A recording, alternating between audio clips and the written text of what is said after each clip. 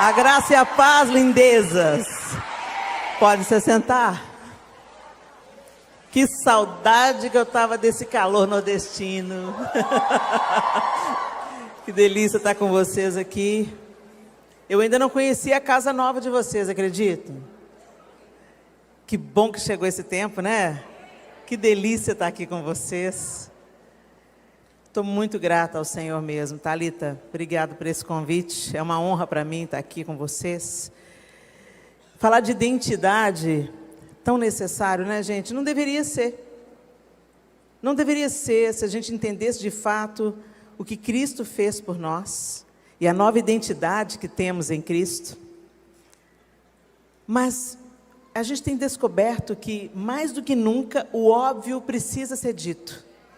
O que é óbvio precisa ser ensinado, precisa ser dito. E a parte que me cabe nesse latifúndio é tirar você do lugar do vitimismo nessa noite, em nome de Jesus. Sem mais delongas, eu queria que você abrisse a sua Bíblia comigo em Gênesis 38. E eu queria que os meninos do som colocassem a minha voz aqui no retorno, porque eu estou ouvindo só o som que está para frente. Obrigada de antemão. Gênesis capítulo 38. E nós vamos ler a partir do verso 1. Amém? Eu vou usar a linguagem NVT, a nova versão transformadora. Então, se estiver um pouquinho diferente da sua versão aí, se liga para você caminhar junto comigo. Por essa época, que época? Logo depois, gente, que os irmãos de José tentaram matar José. Entre eles estava Judá. Então, por essa época, depois que eles venderam José para o Egito, por essa época, Judá saiu de casa e se mudou para Adulão, onde foi morar na casa de um homem chamado Ira. Ali, Judá viu uma mulher cananeia, filha de Suá, e se casou com ela. Teve relações com a mulher e ela engravidou e deu à luz um filho, que ele chamou de Er.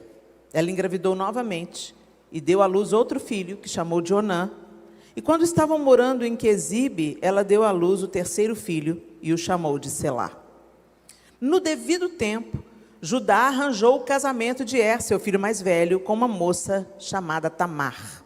Mas Er era um homem perverso aos olhos do Senhor. Por isso, o Senhor lhe tirou a vida. Então Judá disse a Onã, irmão de Er: case-se com Tamar, como é exigido para com a viúva do irmão. Você deve gerar um herdeiro para seu irmão. Onã, porém, não estava disposto a ter um filho que não seria seu herdeiro. Por isso, cada vez que tinha relações com a mulher de seu irmão, derramava o sêmen no chão. Desse modo, evitava que Tamar tivesse um filho que pertenceria ao irmão dele. O Senhor, porém, considerou maldade a sua atitude, e por isso também tirou a vida de Onã. Então Judá disse à sua nora Tamar: volte para a casa de seus pais e permaneça viúva até que meu filho Selá tenha idade suficiente para se casar com você. Na verdade, Judá disse isso apenas porque temia que Selá também morresse como seus dois irmãos. Assim Tamar voltou para a casa do pai. Alguns anos depois, a mulher de Judá morreu. Quando terminou o período de luto, Judá e seu amigo Ira, o adulamita, subiram a Tímina para supervisionar a tosquia das ovelhas de Judá. Alguém disse a Tamar: seu sogro está subindo a Tímina para tosquear as ovelhas. Tamar sabia que Selá já era adulto, mas nenhuma providência havia sido tomada para que ela se casasse com ele.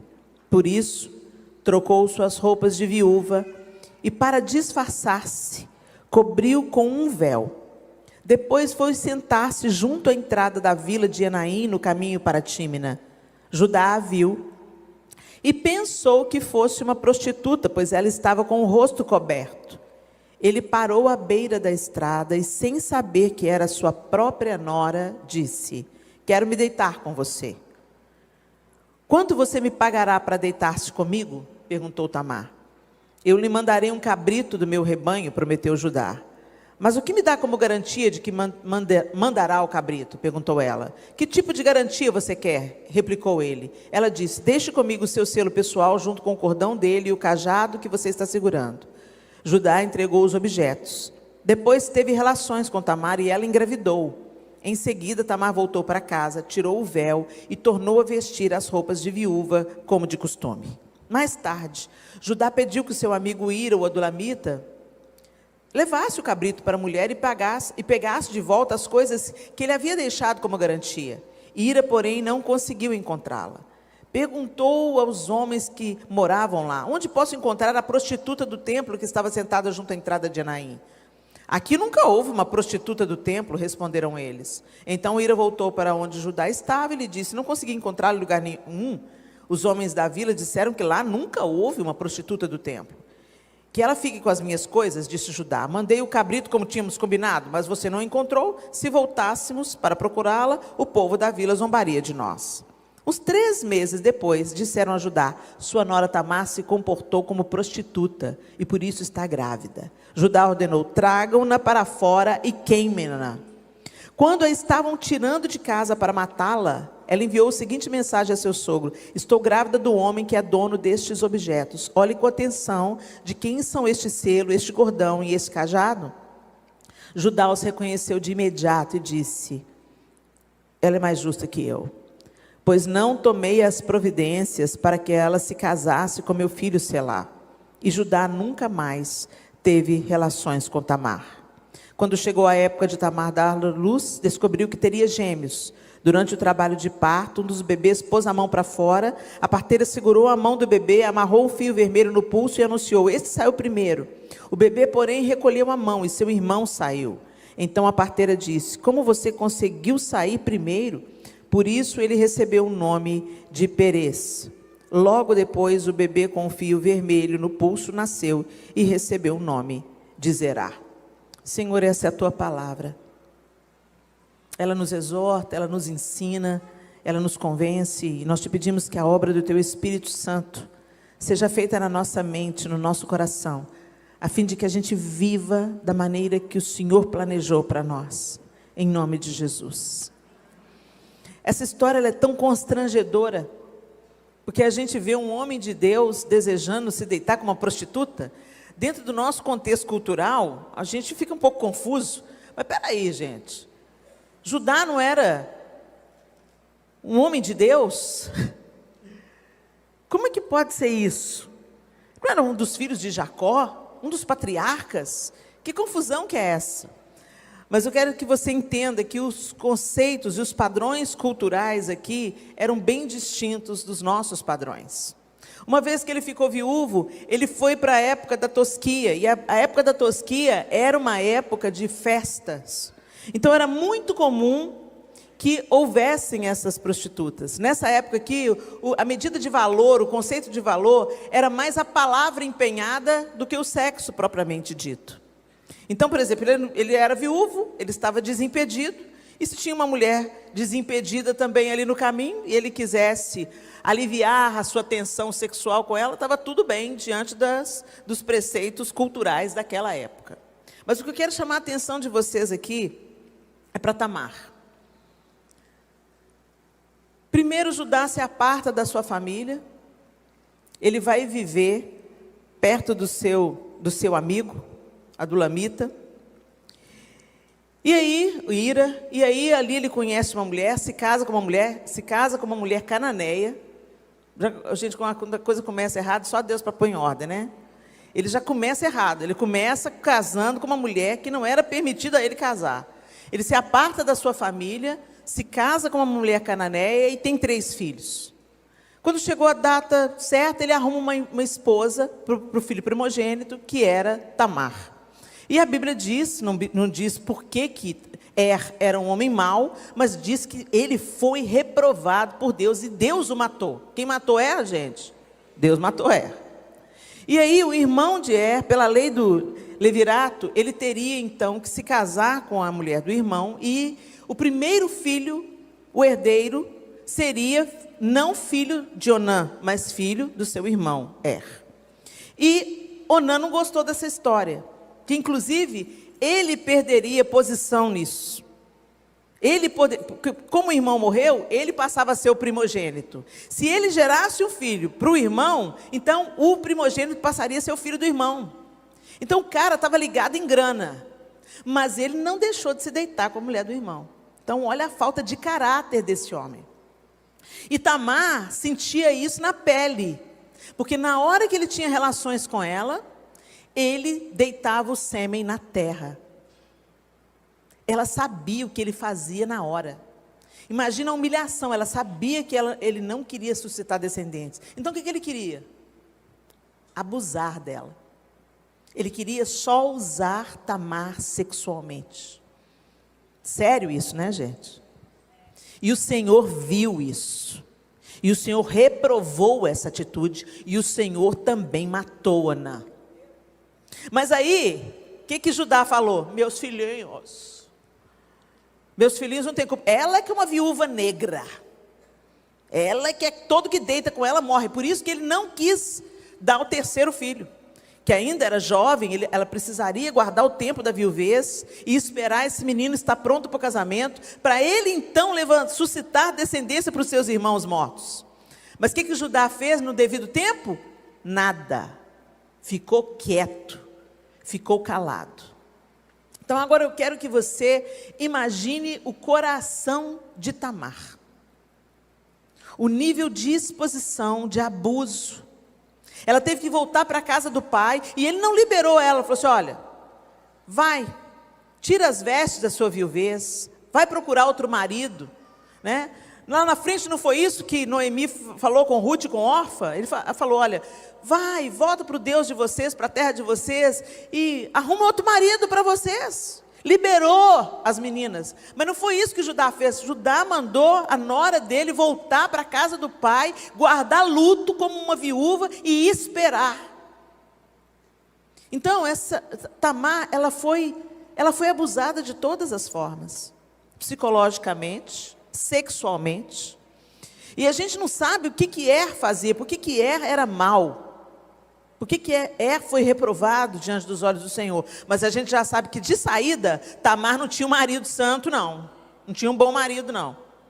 Então dá para você imaginar isso? Uma mulher que casou mal a primeira vez, uma mulher que foi abusada sexualmente no segundo casamento, que ela sabia o que ele estava fazendo. Ela podia não contar para as pessoas, mas ela sabia o que ela estava passando. E finalmente ela foi abusada pelo próprio sogro, que mandou ela embora, guardar a viuvez, mas sonegou e escondeu o seu terceiro filho, como se ela fosse a culpada da morte dos filhos. Mas essa mulher se ergueu. E a gente olha para ela e fala, você é doida. Essa mulher é doida. Como assim que ela foi deitar com o próprio sogro dela?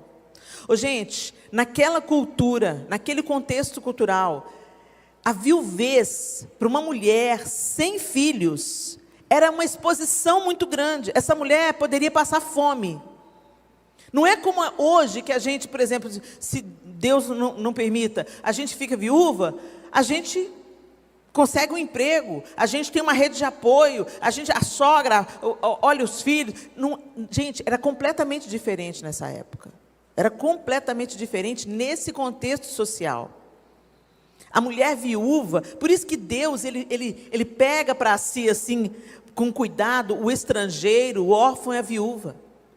Porque era um povo extremamente vulnerável, a viúva era completamente vulnerável, ela se tornava completamente dependente da boa vontade das pessoas.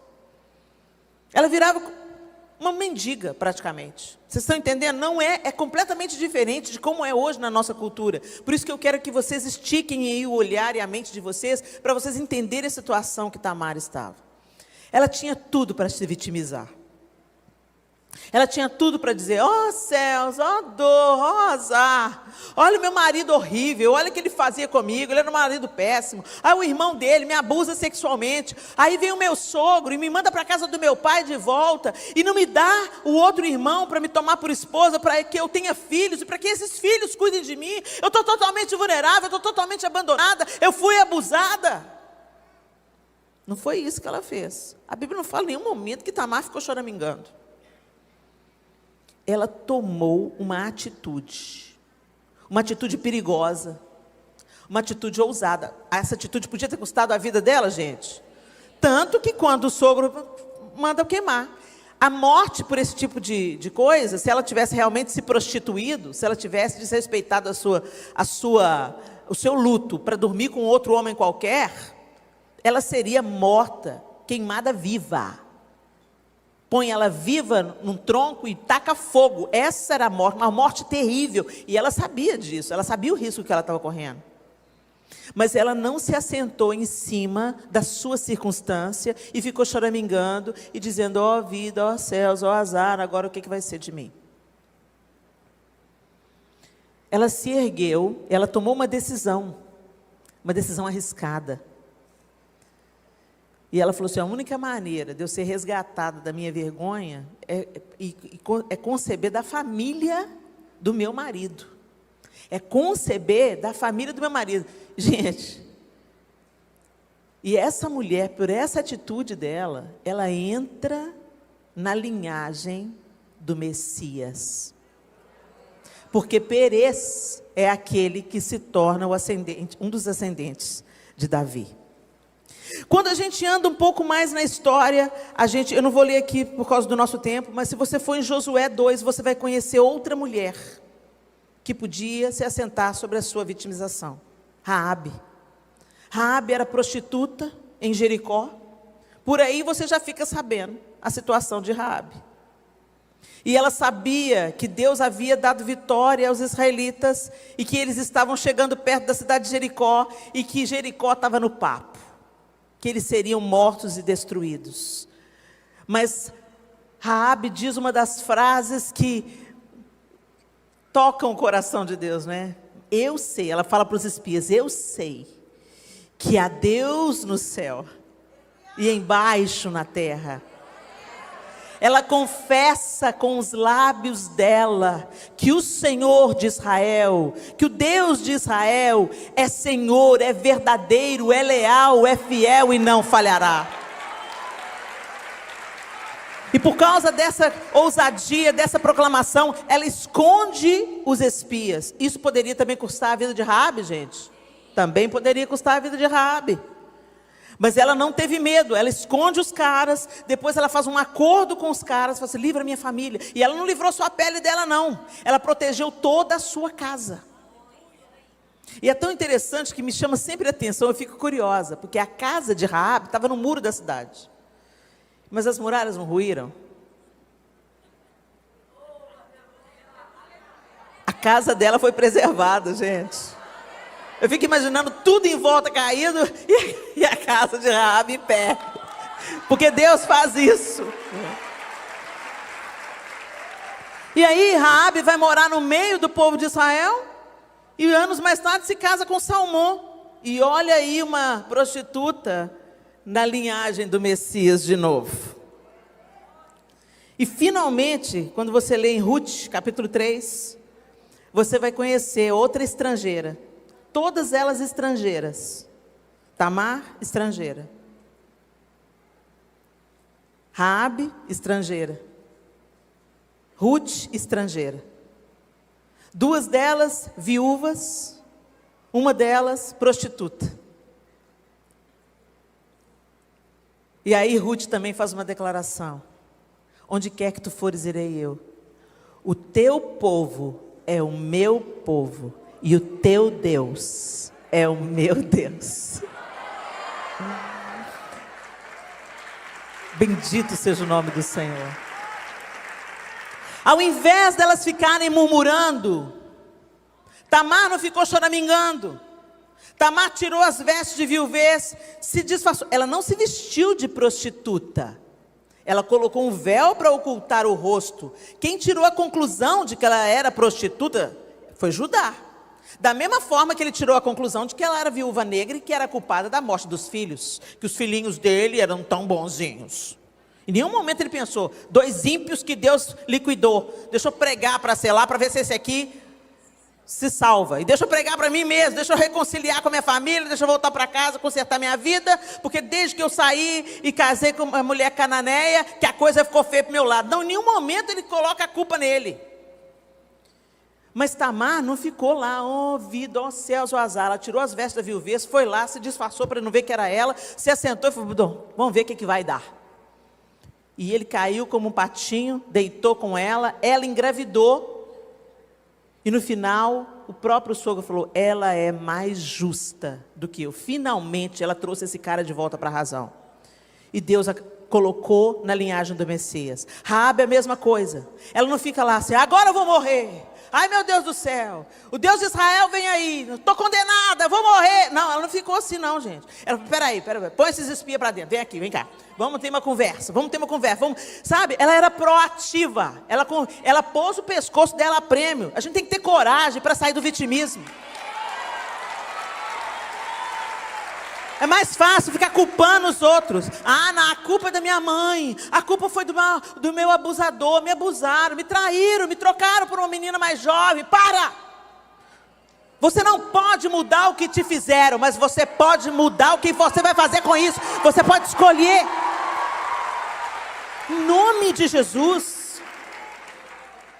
E da mesma forma, Ruth, Moabita, gente, Moabita para o povo de Israel é amaldiçoada. É como se ela tivesse escrito na testa assim, amaldiçoada. Pelo simples fato dela ter nascido em Moabe. Como se não bastasse ser Moabita, ainda era viúva. E pobre.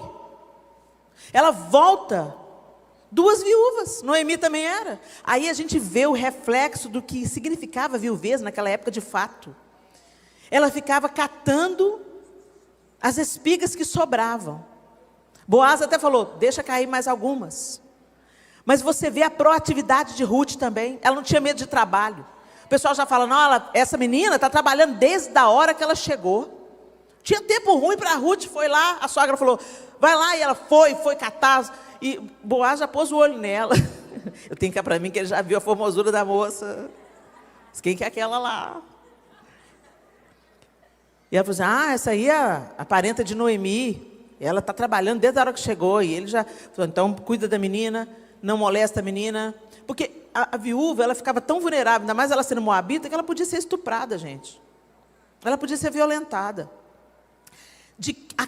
Ele pergunta assim, a quem pertence aquela moça? Vocês entendem o contexto que a mulher estava inserida? Ela tinha que pertencer a alguma coisa. Ela tinha que ter um pai ou um marido. Ou um irmão mais velho zelando por ela. Se não tinha nenhum homem zelando por ela, ela era de ninguém, ou de todo mundo. Vocês estão entendendo? Era uma situação realmente de fragilidade, de vulnerabilidade. Mas ela foi lá, arregaçou as mangas e começou a trabalhar, e ela trazia as espigas, e ela foi proativa. A sogra começou a aconselhar, hoje você vai tomar um banho, vai passar um perfume, vai deitar lá nos pés de Boaz, e ela era obediente à autoridade constituída sobre ela, que era Noemi. E nenhuma dessas 3 mulheres permaneceram no lugar da ferida, do abandono, da viuvez, do opróbrio. Eu quero dizer para você o que você está fazendo com a sua vida, minha irmã. Porque na genealogia de Mateus, ele destaca essas 3 mulheres. Ele diz, Judá gerou Perez e Zerá, cuja mãe foi Tamar. Na genealogia de Mateus, ele cita mulheres estrangeiras e vulneráveis. Perez gerou Esrom, Esrom gerou Arão, Arão gerou Aminadab, Aminadab gerou Naasson, Naasson gerou Salmão, Salmão gerou Boaz, cuja mãe foi Raabe. Boaz gerou Obed, cuja mãe foi Ruth. Raabe era sogra de Ruth. Obed gerou Jessé, e Jessé gerou o rei Davi. Davi gerou Salomão, cuja mãe tinha sido mulher de Urias. Olha a outra vulnerável aí. Betseba. Betseba, o que ela estava fazendo? Tomando banho. Gente, quem estava no terraço era Davi. Quem estava no lugar errado era Davi. Não era Betseba. E eu não estou fazendo um discurso feminista, gente. Porque o próprio profeta Natan chama ela de cordeirinha. Ela foi a vítima. Deus repreendeu, foi a Davi. Davi pecou, Davi errou. Mulher não tinha vez não, gente. O rei pôs o olho em cima, desejou. Na hora que ele perguntou, de quem que é aquela mulher que eu vi tomando banho?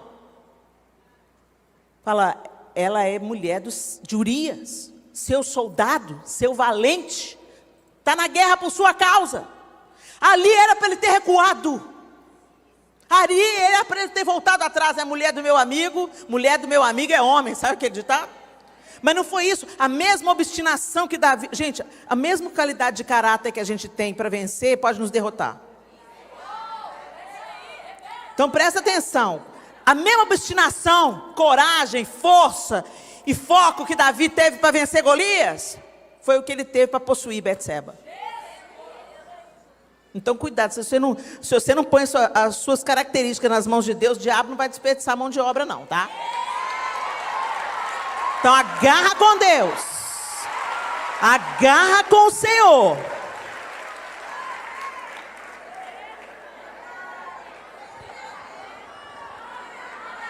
E aí o que acontece?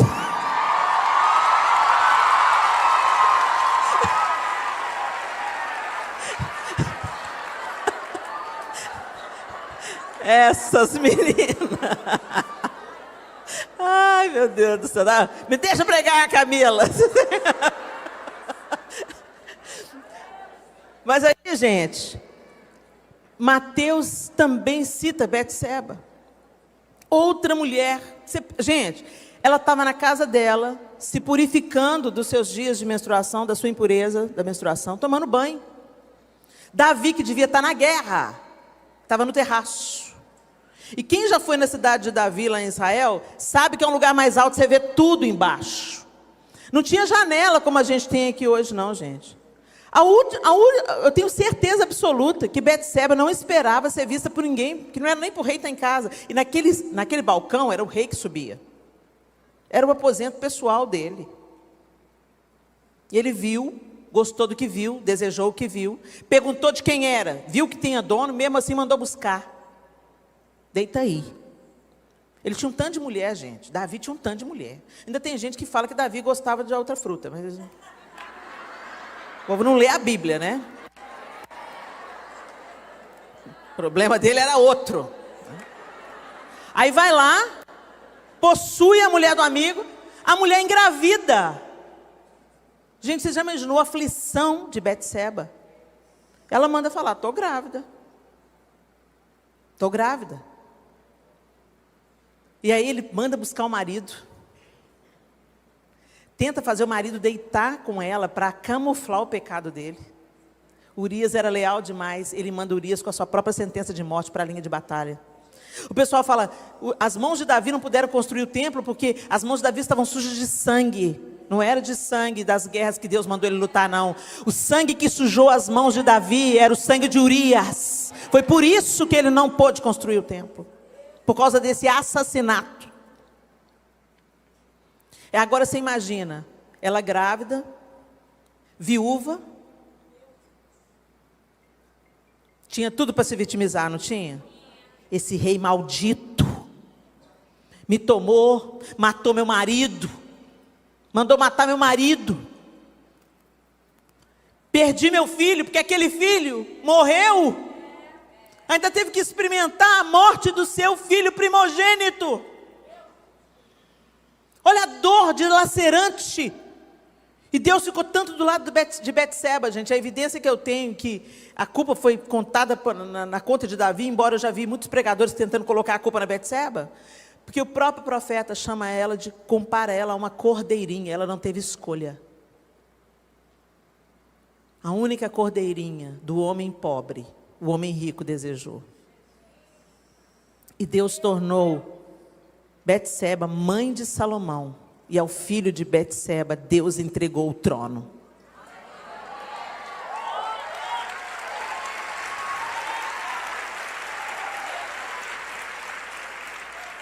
As 4 mulheres que eu citei, elas tinham tudo para se revoltar, para amargar igual Mical. Mical também foi abandonada. Davi podia ter mandado buscar Mical, gente. Ela ajudou Davi, ela deu escape para Davi, ela ajudou ele a fugir do pai dela. Por que ele não levou ela junto? Ok, porque ele estava em fuga. Mas depois ele não mandou buscar a mulher de Nabal? Ele não casou com Ainoã de Jezreel? Ele já não tinha outro. Por que ele não mandou buscar a primeira esposa dele? Por que ele não mandou buscar Mical? A gente pensa que Mical, ela amargou naquela hora que ela olhou Davi na janela e falou assim: que vergonha, ridículo, um rei dançando com as vergonhas de fora. Não, gente, ali ela só estava manifestando a dor que ela acolheu, a amargura que ela nutriu. Porque Davi não só buscou, mas quando finalmente o pai dela deu ela para outro homem, Davi mandou então tomar do outro homem. E o outro homem a amava ardentemente, porque ele veio chorando atrás dela, implorando para Davi deixar ela com ele. Ele veio chorando, até que o comandante falou: volta, senão você vai morrer. Ele buscou Mical como um troféu. Por que ele não mandou buscar antes? O problema de Mical é que ela sim se deixou vencer pelo vitimismo. Ela começou a pensar: eu tenho cá para mim, sabe, gente, que ninguém fica ruim de uma hora para outra. Ninguém fica amargo do nada. Quando você vai lendo a história de Mical, e como mulher se colocando no lugar dela, ela amava Davi, ela enfrentou o pai dela, ela podia ter sido morta por traição, por ter dado fuga ao marido, vocês estão entendendo? Saul estava doido: manda matar Mical, ela me traiu, minha filha me traiu, manda matar. Não custava. Ela pôs o pescoço dela prêmio, e eu fico imaginando Mical na esperança. Ai, tem vindo um cavalo, será que Davi vai mandar me buscar? Eu sou a mulher de Davi, eu quero estar com ele. Mas ele não mandou buscar. Enquanto isso, ele ia arrumando outras mulheres. A amargura vai tomando conta. A amargura, para que eu dei escape? Devia ter deixado meu pai matar. Por que ele não veio me buscar? Alguém me contou que ele casou com uma mulher formosa, que era mulher de Nabal, chama Abigail. Por que ele está buscando outras mulheres? Porque ele não mandou buscar a mim, eu o amo. Eu sempre demonstrei meu amor. Vocês entenderam, gente? Aí tá bom, o pai dela falou assim: não, Davi não vem te buscar mais não, vou te dar para outro homem. E esse homem amou. Tanto que quando Davi mandou finalmente, depois de muito tempo, buscá-la, o marido veio chorando, implorando para que ela fosse deixada com ele. Ele era apaixonado com ela. Mais uma vez, no lugar de vulnerabilidade, tratado como uma mercadoria. Me dá que é meu. Me dá que é o meu objeto. O problema é que, quando você se assenta no vitimismo, você vai nutrindo ressentimentos. A culpa é do outro, Deus ama mais o outro, fulano é uma nojenta, olha lá. Aí você vai começando a ter inveja, a comparação, aquilo vai te minando. Tudo na minha vida deu errado, tudo na minha vida não funciona, tudo que eu estou pedindo para mim é fulana que está ganhando. Não pense você que você vai vencer assim. Não pense você que você vai trazer a mão do Todo-Poderoso para te consolar, para te fortalecer e para te levantar do lugar de vergonha e te cobrir de honra. Rompa com esse pensamento vitimista em nome de Jesus. Interrompa o ciclo da amargura. Eu não sei o que fizeram a você, mas eu sei que você pode escolher o que vai fazer com isso. Eu fui molestada, eu comecei a ser molestada sexualmente quando eu tinha 2 anos de idade. Eu era praticamente um bebê. E esse ciclo de abuso se seguiu até os meus 11 anos de idade. Quando eu me casei com o João, que foi meu primeiro namorado, eu não consegui me entregar no meu casamento. Eu não consegui me dar para ele. E teve que ter muita paciência e graça, e muito amor de Deus para me curar. Mas eu sou uma vítima? Não, eu sou uma vitoriosa.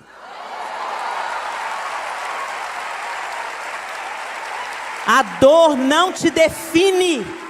O que fizeram com você não define quem você é.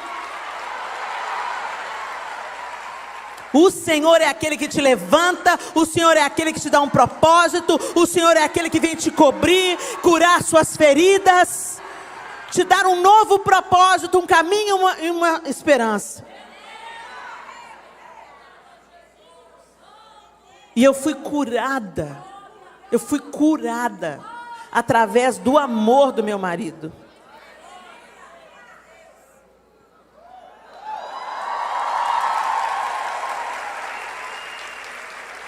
Helena, você está falando isso aí porque Deus te deu um marido bom, você precisa ver o que tem em casa.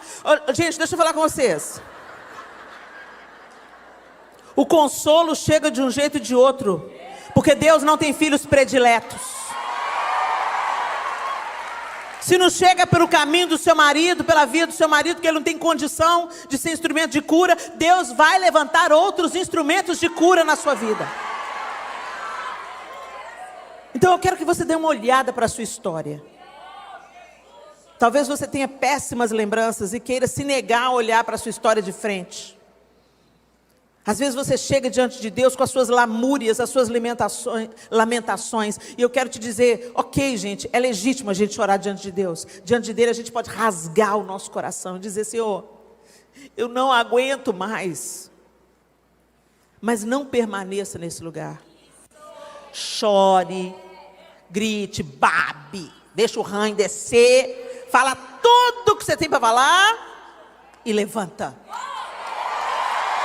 Em nome de Jesus, levanta. Em nome de Jesus, olha, gente, essas histórias não estão aqui na palavra de Deus só para encher página.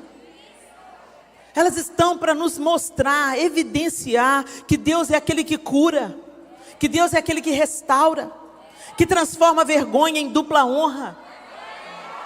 Deus é aquele que está trabalhando para o seu bem. Ele é o único que pode pegar a sua história triste, as maldições, as tragédias e transformar numa história de triunfo, que glorifique o nome dele e que aponte para o Deus verdadeiro e amoroso que ele é. Você é filha. Você não está solta aí não. Você tem uma identidade de filha. Ele nunca falou para a gente que seria fácil. Ele nunca falou para a gente que a vida ia ser só um mar de rosas, um tapete vermelho. Jesus nunca disse isso para a gente. Muito pelo contrário, ele falou assim, no mundo vocês terão aflições, mas tem de bom ânimo, eu venci. E eu venci na roupa de vocês. Então eu capacito vocês a vencerem também. A capacidade para vocês vencerem está em mim. Olha para mim. Olha naquilo que eu tenho para te dar. Olha aquilo que eu posso fazer. Olha aquilo que eu posso ressignificar na sua vida. Olha para mim. Para de olhar para a força do vento e olha para mim. Para de olhar o seu estado deplorável e olha para mim. Olha para o Senhor, minha linda. Tamar não se rendeu à circunstância.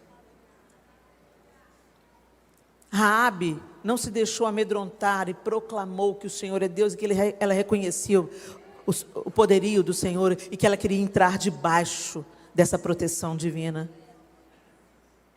Ruth abriu mão de um novo casamento para honrar uma sogra que tinha apresentado a ela o Deus de Israel. O seu povo é o meu povo, o seu Deus é o meu Deus. Você acha que foi confortável para Tamar deitar com o sogro? Você acha que foi fácil para Raabe acolher os espias, colocar fuga para eles, correndo o risco de ser morta, depois reunir a família, torcer para eles cumprirem a palavra deles? Você acha que não teve um momento de tensão, ela vendo a cidade dela pegando fogo, todo mundo sendo passado a fio de espada? Vocês acham que foi fácil para Ruth sair da terra dela, dos deuses dela, do lugar conhecido, para ir para uma terra onde ela era olhada como amaldiçoada? Ah, é moabita? É moabita? Com uma senhora idosa, viúva também, as duas na vulnerabilidade. Vocês acham que foi fácil para Betseba deitar com outro homem que ela não tinha escolhido se deitar? Engravidar desse homem, quando ela ainda não tinha engravidado do marido dela? ver o marido, receber a notícia da morte do marido dela, depois receber a notícia da morte do filho que ela carregava no ventre. Vocês acham que foi fácil?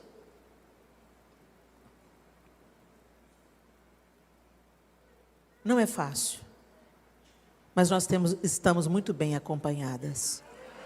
Se o Senhor é por nós, quem será contra nós? Aí a gente lembra da Cassiane, né? Deus vai na frente, abrindo caminho, quebrando as correntes, tirando os espinhos, ordena os anjos para contigo lutar. Ele abre as portas para ninguém mais fechar. Ele trabalha para o que nele confia, caminha contigo de noite ou de dia. Erga suas mãos, sua bênção chegou. Comece a cantar. Com muito louvor, com muito louvor, com muito louvor. Ele vai adiante de você, Ele te cura, te levanta, te redireciona. Mas entenda, é o Senhor quem faz todas as coisas, mas nós temos que nos levantar e nos posicionar para que Deus haja através da nossa atitude. Como Ele fez com Tamar, como Ele fez com Raabe, como Ele fez com Ruth, como Ele fez com Betseba. Feche os seus olhos.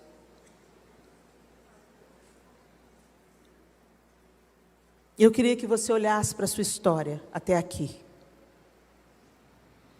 Talvez tenha coisas terríveis que você vá se lembrar. Traição, abandono, abuso físico, abuso sexual, adultério, traição.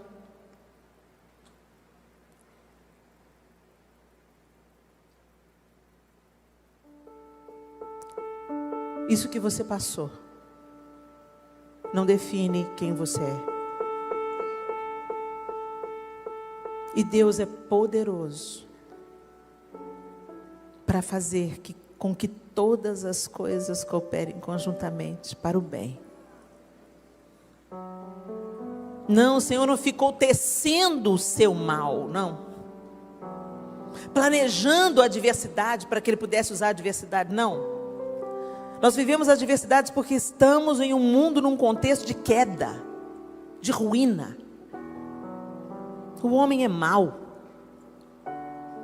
O mundo está corrompido pelo pecado, estragado pelo pecado. E nós estamos no mundo. E muitas vezes as coisas espirram em nós. Circunstâncias que nós não planejamos, não procuramos, nos acontecem. Nós não podemos evitar. Mas nós podemos deixar os cacos aos pés do Senhor, que reconstrói todas as coisas. Ele é o único capaz de mudar a nossa sorte, de recalcular a rota, de mudar o nosso destino. E de nos fazer consolar outros com a mesma consolação com que fomos consolados. Você tem os seus problemas, suas dores, eu também tenho as minhas. Mas nós não somos definidas pelas dores, pelas faltas, pelas falhas, pelos fracassos. Deus usa esse material para nos fortalecer e para nos formar, nos transformar em instrumentos da sua graça na vida de outras pessoas. Então, ao invés de ficar perguntando para Deus, por que Deus? Por que Deus? Por que Deus? Fale, Senhor, eis-me aqui. Muda a minha história. Eu me alegro porque se eu estou aqui é porque o Senhor me trouxe até aqui. O Senhor me fez sobreviver a isso que eu passei. O Senhor me fez sobreviver àquilo que me fizeram. E tem aquele ditado, né, que diz: o que não me mata, me fortalece. E é isso que Deus faz conosco. Então, não se afaste da sua fonte de cura. Porque o vitimismo nos leva para a amargura, para a comparação, para a inveja, para a insatisfação com aquilo de bom que temos. A gente não consegue enxergar nada de bom, só os traumas, os dramas. E a vida não é feita só de traumas não, gente. No meio da diversidade, no meio de tanta história ruim. Eu tive uma infância marcada pelo abuso, mas eu tenho tantas boas lembranças da infância. Tem coisa ruim acontecendo, mas tem muita coisa boa acontecendo também. O vitimista é aquele que só coloca os olhos nas coisas ruins. E o Senhor nos convida para a gratidão. A gratidão nos liberta do vitimismo. E nos faz reposicionarmos. Nos erguermos com outro olhar sobre a vida. E entendemos que o Deus de toda a esperança é nosso Pai.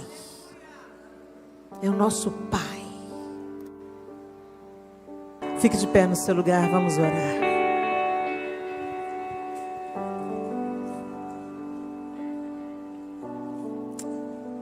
Você é filha amada. E Deus não tem filhos prediletos. E essa frase é tão repetida. E tem muita gente que não acredita. Eu tenho 4 filhos. São completamente diferentes um do outro. Cada um tem as suas características, seus talentos, suas dificuldades. Mas eu os amo tanto. Se Deus falasse comigo, abre mão de um, eu falava, leva eu, Senhor. Deixa os 4 viverem. Mas é interessante. 2 deles sempre gostaram de vir para a cama com a gente. 2 deles gostam de se demorar à mesa quando a refeição acaba. 2 deles escutam as nossas histórias com atenção e fazem perguntas. E 2 não. 2 são cabeça fresca, cabeça solta. Acabou de comer, já levanta. Não fica aconchegado na cama. Eu tenho 4 filhos. Desses 4, 2 me conhecem mais do que os outros 2. Já ouviram mais histórias. Já desfrutaram mais do meu colo. Deus não tem filhos prediletos. Mas às vezes a gente é que prefere outras coisas. Se achegue ao seu pai. Procure saber as histórias dele.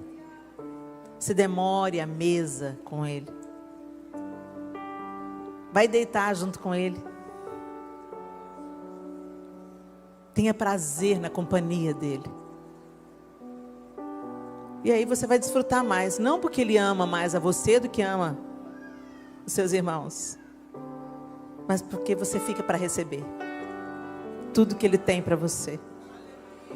Que o Senhor te abençoe.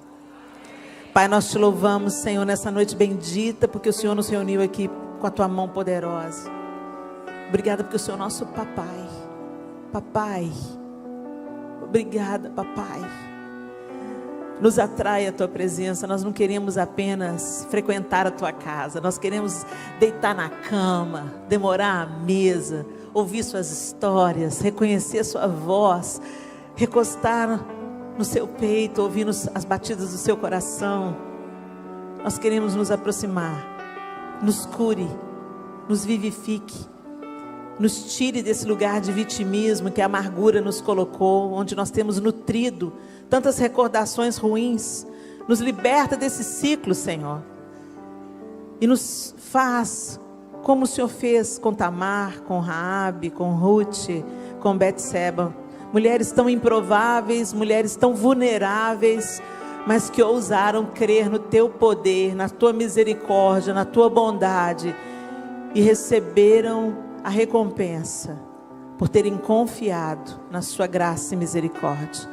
Nós te bendizemos. Eu coloco cada uma das minhas irmãs debaixo da tua mão poderosa, e eu peço sobre cada uma delas a libertação do vitimismo, da autocomiseração, da pena de si mesmas, que elas se enxerguem como o Senhor as enxerga, filhas amadas, com uma vida linda para ser vivida, e testemunhando o que o Senhor faz e é capaz de fazer em cada uma de nós. Em nome de Jesus, amém e amém. Deus abençoe vocês.